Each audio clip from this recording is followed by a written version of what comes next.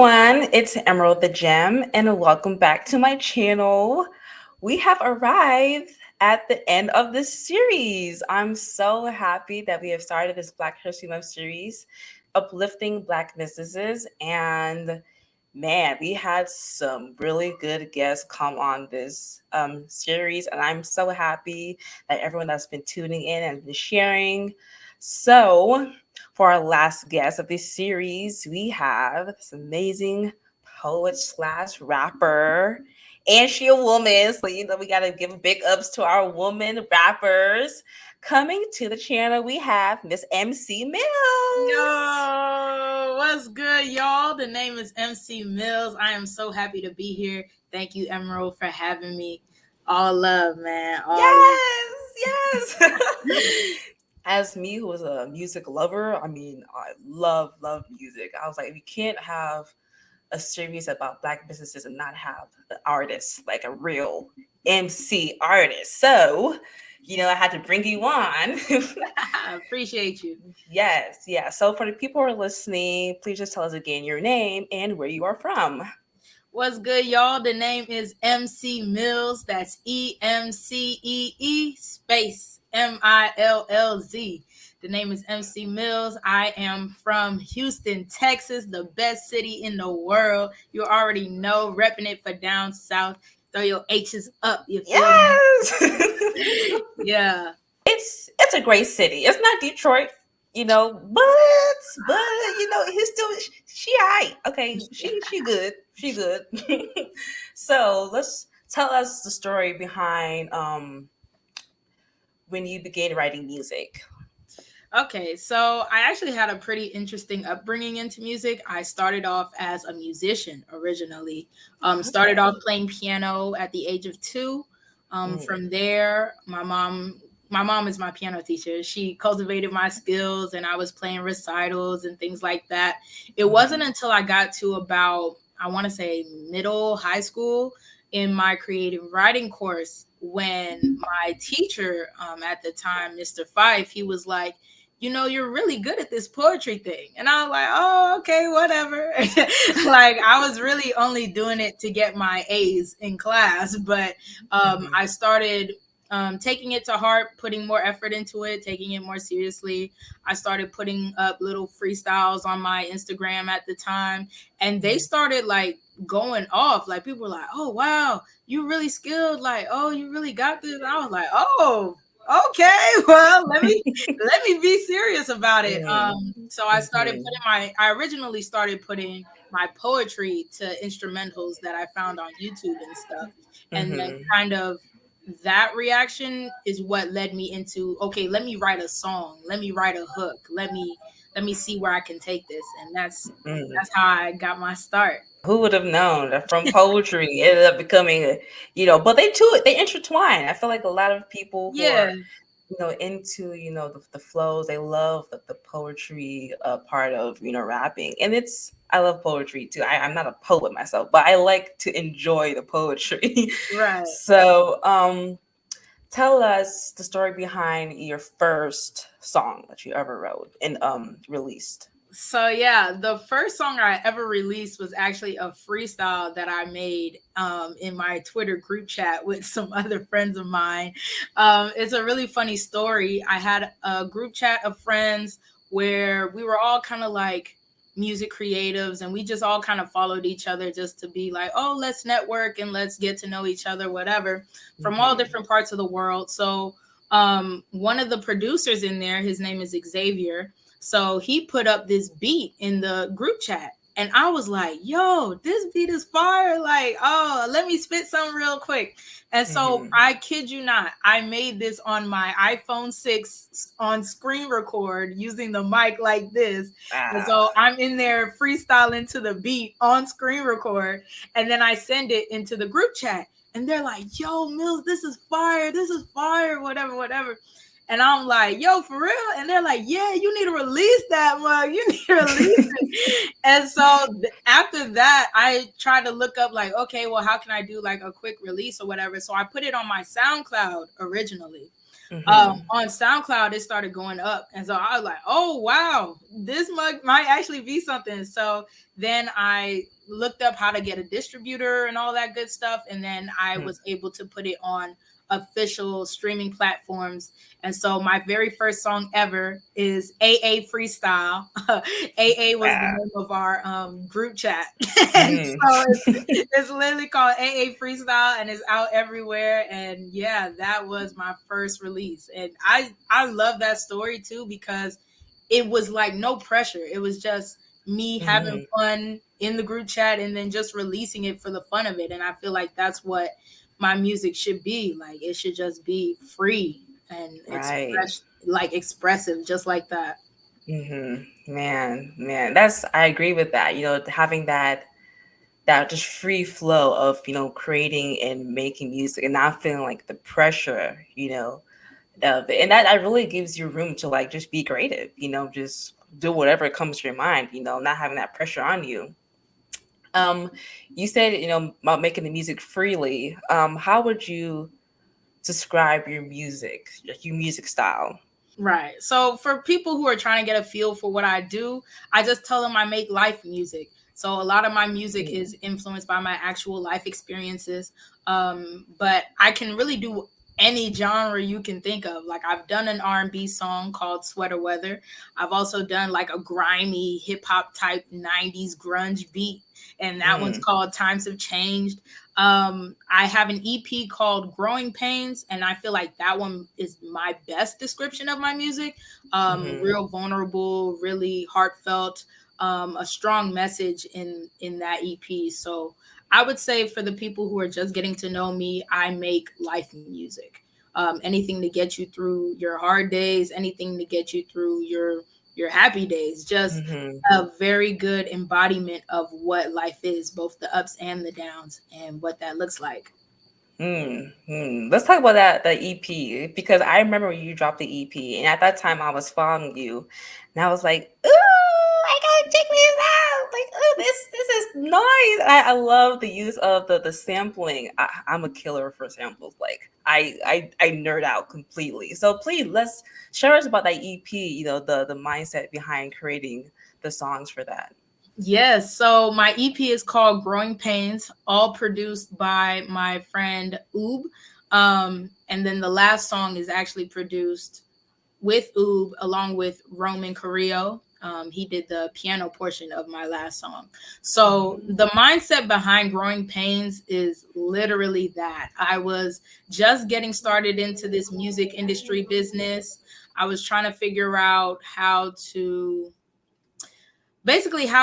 navigate as a new budding artist, but I was also entering in with a lot of confidence, but also a twinge of self-doubt because I'm new to this. I'm not really sure how this works. And Mhm. so Growing Pains really takes you through the journey of my mindset of being a new artist and how I want to expand my music and expand my reach and my fan base and all of that, and how I want to be here, but yet I feel like I'm actually down here because I'm just starting out. And so it starts off with Dawn. Dawn is really like a self-reflective piece where I'm talking to myself like, yo, you got to do better. Like, I know you talented, but you can be so much more than you are right now. And then Budding is the second song, and that Mhm. song goes into the mindset of, listen, I know you want to be a flower, but right now you're in your budding stage, and I need you to be proud of how far you've come from being a seed into Mhm. where you are now. Like, even though you're not a flower yet, it's coming. Like, you're going to get there. This is not your final form. And that one is a really uplifting piece, one that I play often because I need the reminder to be grateful for where I'm at. After that, it goes into April Showers. April Showers is a very emotive piece, very vulnerable, very very low moment for me, actually. It touches on some of my depressive thoughts, a lot of my suicidal ideations, and how I was able to get out of that mind frame after feeling like I was drowning for so long. Coming up after that one is Cocoon. Cocoon is a very special piece to me. It is actually lyrically one of the best songs on there, but it's an underrated gem. Like, a lot of people don't recognize it for the amazingness that it is. Cocoon, Mhm. the thought process was basically that after I come out of my depressive episodes, I tend to isolate. And so a cocoon is supposed to help you become a butterfly. It's supposed to help you transform. But I tend to use my cocoon as sort of a comfort zone. And I stay there a bit too long to where I can't grow out of it. And so cocoon is kind of breaking the mentality of I have to stay here in this place where I feel safe. And so cocoon is about breaking free from that. And then the last song on the EP is Rebirth, one of my absolute faves of my entire discography. It is a 3-part song. The beginning part is basically like my inner consciousness talking to myself about how the way to rebirth yourself starts with your mindset. And so at the very beginning of the EP, it's me talking to myself negatively. But in the very end of the EP, it's me talking to myself more affirmative, with more affirmations and telling myself like, hey, you really got this, but you got to change your mindset if you really want to move forward in the way that you want to. So it starts off like that. Then I go into my verse, which is basically like a poetic way of breaking free from the cocoon that I talked about in the song prior. And then lastly, it ends off with a spoken word piece. And the spoken word piece is just telling myself like, this is now my era of evolving. Although I am not where I want to be, every day is a chance to grow and become that person.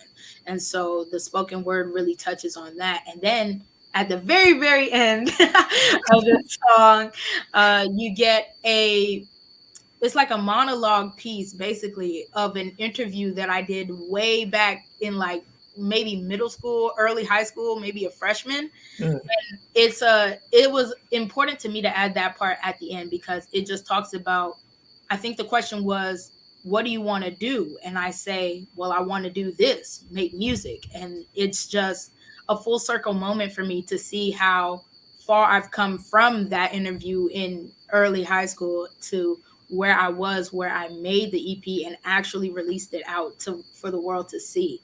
And so I felt like that was a good way to end the project because it's a full circle moment. Yeah, it is. It is that, and I feel like from the start to beginning, that's a process that a lot of people go through. Feeling, the depressive thoughts and the self doubt, and then being in that small, comfortable place and not wanting to really venture out from that area that you're so used to. And then realizing, I'm not where I want to be, but I'm not where I was. Exactly.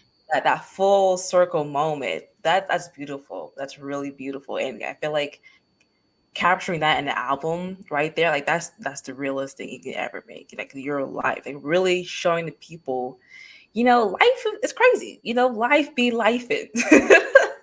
Yeah, it does. It really does. Right. But you can overcome it. You don't have to stick in that area of, not overcoming that obstacle.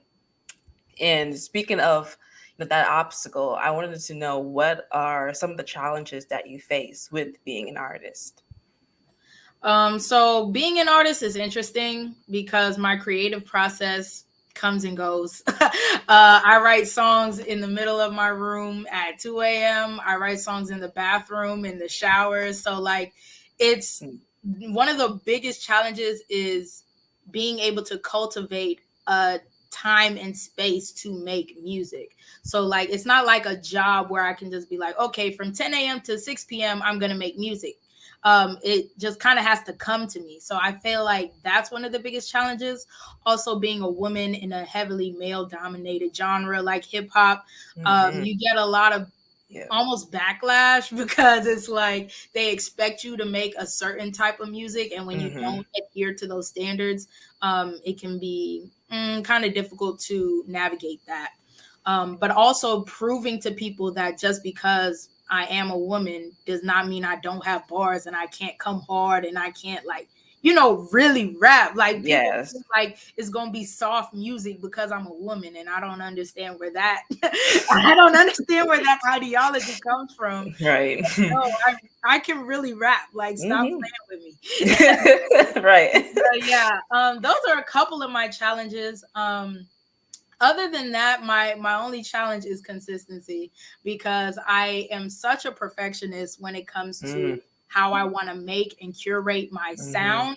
And so a lot of times I'm so focused on the tiniest of details, it can kind of hinder my releases. So I have had trouble with that in the past, but I am working on being more consistent and continuing to drop music, because I need people to hear what I have going on in my head, and I need to get my message out there. So it's definitely going to be a better year for releases this year. That's how Oh, okay. I totally understand with the whole perfectionist, because I am the exact same way. And it's really hard to break down those habits of just wanting everything to be perfect. Along with the other challenges that you've mentioned, how have you felt that you've accomplished them?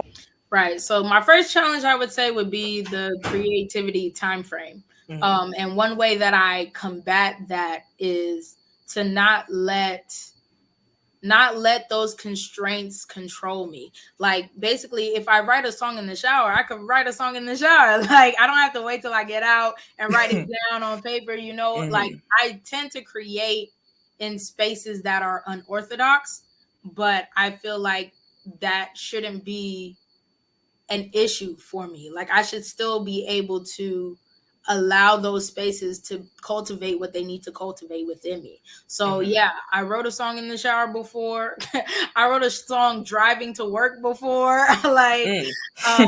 And when those times come up, I just try and make sure to, whatever lyrics that are pressing upon my heart, I make sure that when I get out of wherever I am, whether that be driving or whether that be showering, or even like sometimes in a dream, I heard a song one time. When I wake up or something, I just take my phone and I put it in my voice notes. And so I always have like a ton of voice notes, and I'll put like, oh, this is the song from your dream, or this is the song from your shower on January 21st, So I just kind of use that to combat the whole creativity issue. When it comes to writer's block, that's another one that's kind of tricky. Ooh, yeah, that's a big one. Yeah. When it comes to writer block, I just kind of wait it out. Like, I don't try and force myself to make music if I'm not in the music mood. I also tend to dabble in other creative areas so that I don't lose my creativity. So I also do art. Like I said, I also play piano. I watch movies, I listen to shows, and just find ways to spark inspiration in other ways in case the music avenue isn't really doing what it's supposed to do. Yeah, as far as those other ones, like being an underrated artist because I'm a woman, or being boxed into certain genres, I don't adhere to those standards. I don't adhere to those boxes. I try and step outside the lines with everything I create. And like I said before, my music is life music. It's about my life experiences. And so I don't know how anybody else could tell me how to make music, about my life. So right.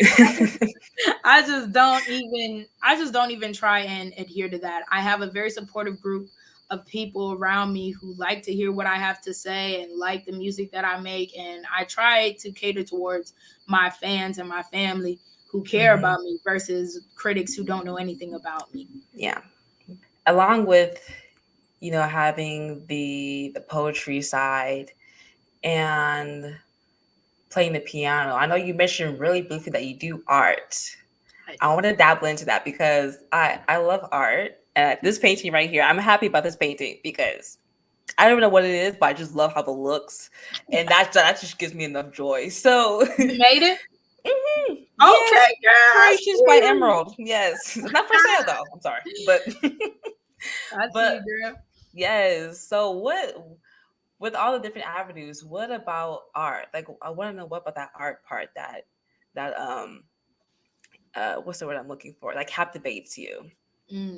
I think art is so freeing because art can be anything. And they say that beauty is in the eye of the beholder and all that. So even if I make something that I think look like a horse, Somebody else might see it and be like, oh, my dog, that reminds me of my dog, or that reminds me of my, and it's just, Right. it's beautiful to me because it gives me a chance to express, but I don't have to explain it, basically. Like, I feel like when it Mhm. comes to my music, I have to constantly use words that other people can relate to and other people can understand, Right. and it gets to be a bit um it gets to be a bit difficult when you have to try and put words to experiences. Meanwhile, art, you don't have to put words to it. You just create. And I feel like Mhm. that is the most freeing experience you can have. So I tend to dabble in I do graffiti art. I do like a lot of words in graffiti and stuff like that. I started off with Mhm. that. I also do a bit of painting. I wouldn't say like no still art type thing, and don't ask me to make a portrait either, but I kind of do like abstract painting. I've also done like arts and crafts type art where I used like string art and stuff like that. And so I just try Mhm. and dabble in different areas and see where my creativity leads me. Usually Mhm. what happens is I have a vision in my head of what I want it to look like, and then from there I work on what mediums I can use to create said thing. Mhm. Mhm. That's what I love about art. Just that alone of having that vision and putting it in either like an art form, like a paper form, and just really, like you said, having that free vibe of just doing whatever. Not having the constrictions or not having to really explain it. You're just putting it out there. Um, so along with that being said, with the art, with your music, because I know when you mentioned before about releasing your first EP and that being like your first like release of like, well, like this is like my life right here and I'm really putting it out there. Is there any fear of like judgment, or is it like, man, was it trendy? Like, does any of that stuff really comes to mind whenever you release your art? Yeah, so the release process is nerve-wracking, especially when it came to growing pains, with it being so near and dear to my heart, especially being very vulnerable, very open, and being like the first project people were getting from me. I felt a lot of pressure to make sure that it was received as well as I put the effort into it. Like, because I put a lot of hard work and effort into creating each song and making them flow in the way that they did. And so I Hmm. really wanted it to be received in that way too. There is like the self-doubt of, oh, people aren't gonna like it. People not really trying to hear all that sentimental foolishness. Like, we trying to turn up. There is that. And then there's also like, oh, even though I know it's a good song, maybe I think it's a good song because I made it, like it might not be as good as I think it is compared to like other people viewing it. But also Hmm. at the same time, I had to literally like erase that thinking from my mind, because at the end of the day, I make the music for me. Like, it is my life, it is my expression, and I'm releasing it for me.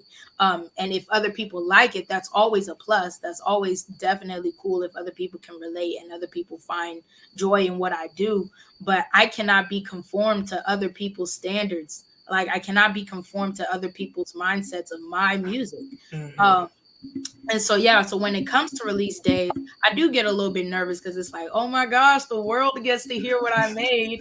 But also at the same time, it's okay. Like, yeah, it's out for the world to see, and I created that, and I'm proud of that. So Hmm. no matter what they say about it, like, I made it, and I'm really happy of what I made, or else I wouldn't have released it. And I know sometimes whenever you create art, you want to please the crowd, I guess, in a sense. That makes sense. And I feel like doing that, you kind of lose a sense of yourself. You're not really staying true to yourself if you're really releasing the music that's not really for you. If that makes sense. I absolutely agree. Yeah. A lot of artists get stuck in that because or even their fan base might get stuck in that. Like, let's say the first song I released was very sentimental and very like heartfelt and somber. and then I build a fan base off of somber music. But my whole life isn't somber. Like I have happy Right. moments too. Like I want to make upbeat music. I want to make summer jams. I want to make, you know what I'm saying, love songs, things like that. And sometimes if you cater to the people and they only want to hear sad songs, you might only be able to create sad songs, and I don't want that for me. I want people to be able to experience the fullness of life and everything that it encompasses. Like there are sad days, there are happy days, there are days where I'm mad confident, like I know I'm that chick. And then there's other days where I'm like, man, am I really that chick? but I want people to experience all the sides of me. That's really what my music is about, making sure people get a good 360 view of Amelia. Yeah. So yeah, that's what it is. I remember when I first introduced to you as like a person, not like in person, because that was also an amazing experience. But I remember, maybe it was 2018 or 19. I don't even remember what year, but it's before COVID. And it was at Fondren, Seventh-day Adventist Church, right there in Houston. Yeah. Yes. Shout out to Fondren. Okay, we love y'all. And it was a youth day, and it was a kids choir, I think, and they were singing "Joy." What was the song from Sister Act? Yeah. Joyful. Yes, you did. I don't know how long that was, but you did the rapping part. And I was like, so when I first heard you, I was like, wow, okay, yeah, she got it. Like this is why have I not heard this before? From doing the hook in the church, I don't know, how did that happen? What was that is a very very interesting story. I'm so shocked that that's the first time you heard me. That is a dope first introduction. Yes. We were singing for our FYC youth concert. So we wanted to sing that song because, you know, it's hype and it's like a dope song with youth in it. So we were like, oh, we want to sing this song. And of course, you know, in Sister Act 2, they have the rapping portion. I told them I want to make a rap for our choir. And so I take the section that's supposed to be the rap that they did, and I created my own verse, basically saying how, you know, we're dope, we're FYC, Fondren Youth Choir, and you know, who's down with GOD, you know me, you down with FYC, you know me, you know what I'm saying? So it was just a really dope way to incorporate our choir into the song, you know, and I thought that was a great opportunity for me to really break out and do the like rap thing, because I rap. So I thought it was a perfect fit. Right. And honestly, from that moment, even moving forward, I had did a rap sermon. So that one was really the one that got people like onto me, because they were like, yo, she's doing a sermon in rap form. Like, who does that? Like, that is so unique, you know? And so a lot of people were intrigued because, like you said, there is like a hesitancy when it comes to rapping in church, because, you know, rap is seen as like this secular thing and it needs to be separate. But you can absolutely incorporate God into rap music. Like it is not mutually exclusive. Like, I am a Christian and I am an artist. And so it only makes sense that I would be able to put God into the music. Right. and because my music style is rapping doesn't make it any less godly either. So yeah, I thought that was a great opportunity to just showcase to the church crowd, like, you don't have to be confined by tradition. You don't have to be confined by what you think is conservative, Christian, whatever. Like, you can absolutely have a relationship with God and enjoy rap music. And so we're going to blend them. And now I'm going to show you how it works. So yeah, I think that was a very pivotal moment for me, not only in my music, to see that, wow, I can be this versatile and still be able to spread my message, but also very pivotal for me in my relationship to God, and understanding that, you know, it's not about the church building. It's not about the church people. It's really about the relationship aspect. And because he spoke the word into me, I was able to be the vessel to speak it out to other people. And that was very transformative for me. And for me being, I guess me being from Detroit, I'm kind of used to the, people rapping and stuff at the church, over there. In Houston, it's a different setting. It's a different setting. So I know there's people, that have, they love it. That's great. Yeah, she was spitting the bars. And there's another side of people that are like, who was she? Was she on the stage? Who, right? Who ordained that? Who gave her permission? All that Yeah. kind of stuff. So, and that is your home church, correct, Pondrin? It is. Born and raised, baby. You already know. There's any like backlash with not just that specific instance with the church and the youth choir, but like with that sermon that you did, the rapping sermon. Was there any backlash with rapping and even though you're talking about that, even though you're talking about God, but you still rap it? Like, was there any backlash that you faced from people? I will say that the pastoral staff that we had at the time that I did my sermon were very, very supportive of me and my gift. I am super grateful to both Pastor Gordon Jones and Pastor Michelle Moda. Both of them I love so dearly. When I brought the idea up to them, I was the one giving my own backlash. I was kind of nervous. I was really like shaking because I knew in my mind that this would be a monumental sermon to do. But I also knew, like, with the church culture, it might be very prohibited. They were going to be like, no, you can't do that. You can say it in like a spoken word type of way, but you can't rap it. Like, I really thought that was going to be the response. Pastor Jones was very, very supportive. Like, he was like, if this is what God called you to do, absolutely. Who am I to say no to that? Right. And so they were very supportive, which gave me the confidence to be my authentic self in that experience. And so when I went up there and I did the sermon, they probably did receive a lot of backlash. I went up there in jeans, which is like a big thing because like you're not really supposed to wear pants. But I said, if I'm going to be rapping and I'm going to be expressing myself in the way that I am, I'm going to come as I am. Like, what sense it look like I'm up there rapping in a dress? Like, be for real. like, come on. Right. So, yeah, they probably did get a lot of backlash. I'm not gonna lie, but they protected me from every bit of it. They were making sure that I cultivate my gift in the way that God gave it to me, and I am so appreciative of them for real. And honestly, after the rap sermon, I got more opportunities to rap in church. So I did like a spoken word piece for Mother's Day. I did one for Father's Day. I got to do one for Black History Month. And after the frequency of seeing me up there, people began to be more accepting of it. Like, wow, she is really gifted. And I'm grateful I get to sit here and enjoy God's gift through her. And so, yeah, I think the backlash kind of faded off after the frequency of it, but that initial one probably was pretty brutal. But, but my pastors protected me from that, so I didn't feel any backlash, but I know they probably did. Yeah. And hey, I feel like a little backlash ain't gonna hurt nobody. And that's the thing. Like, we can't just really stay in that comfortable space like you were talking about. Like, we can't just stay in that cocoon.